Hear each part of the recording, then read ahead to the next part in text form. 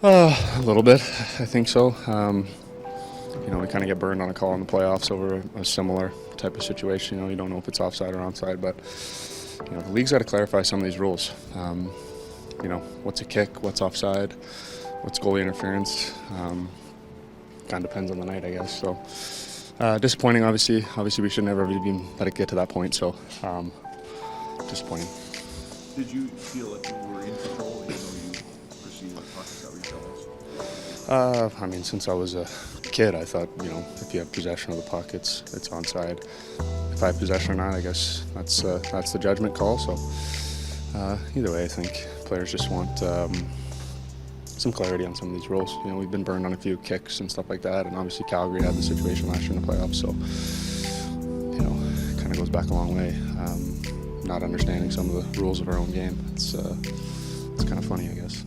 Welcome back to the channel, guys. My name is Gene Edwards. You are watching LUBED for December the 16th, 2022, as I give you a recap of the Edmonton Oilers St. Louis Blues game from last night, as the Oilers fall short to the Blues in what was a bit of a controversial ending and a huge blunder late in the third period to cost them the game, or cost them an extra point. They did manage to salvage the loser point, though, as it did go to a shootout.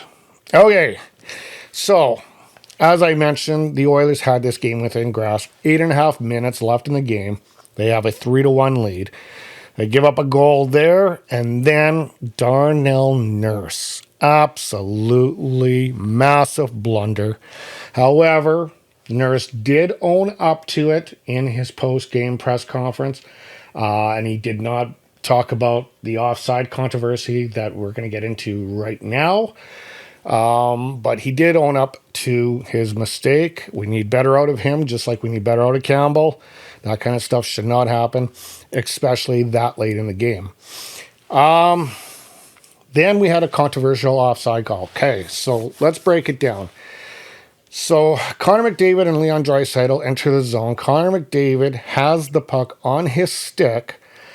However, the puck, I see the puck on the opposite side of the blue line. His skates are in the zone first. This is where I think the offside is correct. However, their interpretation, which I'm going to get into, was a totally different one, and that's where I disagree with the call, and that's where I was mad last night. But then when I looked at the pictures today, I'm like, well, yeah, he is offside, but for a different reason. And I think the NHL need to really start reassessing this offside rule, because I think it really pisses off the fan base quite a bit. I know the Cale Makar incident from last year in the playoffs, but till this day, I still think that was legitimately offside. Even though we got swept in that series, I still think that was the wrong call, and I'm going to go to my grave believing that. But what happened last night, I could see it being offside for a different reason. I'm going to go through the interpretations here. So this is what I looked up on the internet. I'm just going to load up the graphic here, or just load up the image. Okay. Okay, so when I went to the internet this morning, just to get a little bit more clarification on what happened last night, I came across this rule, and this rule is the new rule when they have the plane, because there was so much controversy that, well, his skate is above, but it's not on the ice, so they changed it there. And this rule states, if a player's skate has yet to break the plane prior to the puck completely crossing the leading edge, it is deemed to be onside for the purpose of the offside rule. Simply put, if a player's skate is in the air but isn't completely in the offensive zone, he'll be considered onside. Now, don't get confused by the whole in the air, because we're not talking about in the air. What we are talking about is the puck was on the opposing side of the blue line when Connor McDavid skated in. And that's where I say, yes, this was offside. However, this is where it gets interesting. This was Mark Spector's tweet that he sent out yesterday. Well, it's actually the NHL's explanation for their reasoning behind calling this offside. The NHL statement says video review determined that Edmonton's Connor McDavid preceded the puck into the offensive zone without possession and control, and therefore was in an offside position prior to Leon Draisaitl's goal. I think he had control of the puck. I'm pretty sure he had control of the puck. But that's the way they determine it. I think the NHL needs to really reevaluate things, especially when you have the best hockey player in the world who plays in the best hockey league in the world stating he doesn't really understand the rule. That needs to be changed. That really needs to be changed. I think what the NHL should do is get rid of the offside rule completely where it's a challenging offense, because it just leads to too many controversies from goals that are like 45 seconds after the fact, and it has no good result in most cases, and this applies to other teams as well. So I kind of agree with Connor on this. It needs to be changed up a little bit. Anyway, let's just get into the scoring summary from last night, as the Oilers end up losing. However, the Oilers scored very early, and it was a power play. And one thing I stated in my game preview for the St. Louis Blues game was they needed to stay out of the box. And the first three penalties they had were unforced errors, were bench minors. The first one was a great, brilliant play on Woodcroft to challenge the bench for the incorrect starting lineup, as Jordan Kyrou was actually out there when it was supposed to be who was it, Braden Shane, I think. So they had the wrong lineup on the ice. Woody was able to recognize this right away, which was mind-blowing that he's paying that much attention to it. But that's what I call attention to detail. That's a great coach. And he says, yeah, they got the wrong player on the ice. They were awarded a penalty. Zach Hyman capitalizes on it, getting his 14th. That was from Tyson Barrie and Leon Draisaitl. It followed by Jordan Kyrou getting his 11th of the year at 6:47. We end the first period 1-1. In the second period, Connor McDavid, absolute snipe shot. He's been doing this more and more lately. Absolutely beats Jordan Binnington. He gets his 27th on the power play. Stuart Skinner gets an assist on this one, and Tyson Barrie. We go to the third period. It is 2-1 Edmonton when Kyler Yamamoto makes a beautiful tip shot. His second of the year. This was from Ryan Nugent-Hopkins and Tyson Barrie. And at this point, you think, hey, the Edmonton Oilers got this in the bag. Let's call it a night. No, that wasn't quite the case. St. Louis Blues make it 3-2 from a Robert Thomas goal, his 7th of the year at 11:25. And that was from Jordan Kyrou and Barbashev. And then Darnell Nurse makes the fumble of the year. Well, I wouldn't say fumble of the year, but definitely one of the misplays of the year, as he gives up the puck to Vladimir Tarasenko with 20 seconds left in the third period. We go to overtime as Tarasenko buries it at 19:40. This was a short-handed goal to boot with an empty net. And this was assisted by Jordan Kyrou. Goes to overtime. The controversy happens when Connor McDavid passes to Leon Draisaitl. Leon banks it, however, and all the teams are going off the ice. However, the NHL immediately contacted the refs and said, hey, we are investigating this as a good goal. It turned out that they found it to be offside for those reasons that I explained earlier in the episode. And we go to the shootout. Ryan Nugent-Hopkins, Connor McDavid, Leon Draisaitl couldn't beat Binnington. However, Jordan Kyrou found a way to beat Skinner. There you have it. Blues get the 2 points. The Oilers get the 1 point. and Blues win the season series by a count of 2-1. Let's get into the X factors for tonight. The Edmonton Oilers have stunned the Detroit Red Wings. They eliminate the Wings in 6 games. They come from behind a 2-0 deficit.